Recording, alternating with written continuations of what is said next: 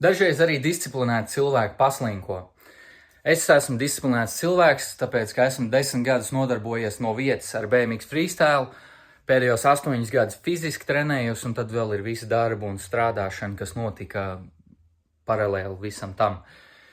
Un šodien es mazliet paslinkoju, man diena sākās lēni, es to atzīstu, es neizdarīju visu produktīvāko, ko es varētu, bet tagad esmu šeit, lai pateiktu un parādītu, ka nevajag sev pārmest, ka tu esi noslinkojis, jo tā ir dabīga lieta. Cilvēkiem uzkrājās visādi stresi, visādi notikumi, stimuli, nedēļas, mēnešu, gadu laikā, un tad uznāk tāds brīdis, ka tev vienkārši gribās visu atmest, pasēdēt vai televizoru skatīties. Un tas ir normāli. Bet man personīgi es to nevēlos darīt. Pieņemsim, ja esmu noslinkojis 20 stundas, vismaz tās 4 es darīšu produktīvi. Un es uzvilkšu šorts un aizbraukšu uz augsto peldi, jo es apsolīju gan tev, gan sev, ka es šo ziemu katru nedēļu vismaz vienu reizi aiziešu augstajās peldēs. Šāds ir fits, ko domā? Esmu sagatavojies, lai visu izdarītu operatīvi, bez onanēšanas. Nekāda atpakaļceļa. Noliekam manis un ejam iekšā. Oh, jā!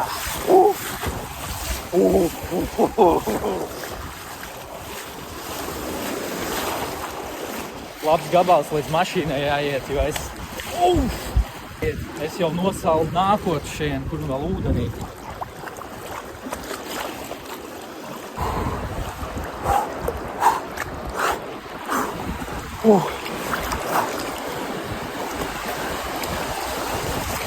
Flashlight neko neredz.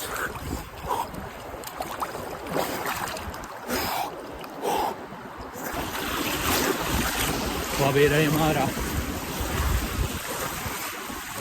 Pavisam labi, varēja ilgāk, bet, zin kā, ar telefonu rokās baigi negribējās muļķoties. Tagad ejam uz mašīnu, kaut varētu tagad paskiet, bet cels mums neļauj. Labākais, kur izdarīt, pastaigāt. Brīnišķīga lieta. Gan mentālais aspekts, gan veselības gūms no tā visa. Savas imunitātes uzlabošanai. Iesaku 10 no 10. Tagad atpakaļ savā apsildītajā mašīnā. Man šitas ļoti patika. Vēl tagad nolika zem sevs, jo slapi šorti. Ļoti ātri, operatīvi. Šis bija labs piedzīvojums, jo pieredze esmu Beberliņos, un tur tā aiziet 40-60 minūtes mierīgi.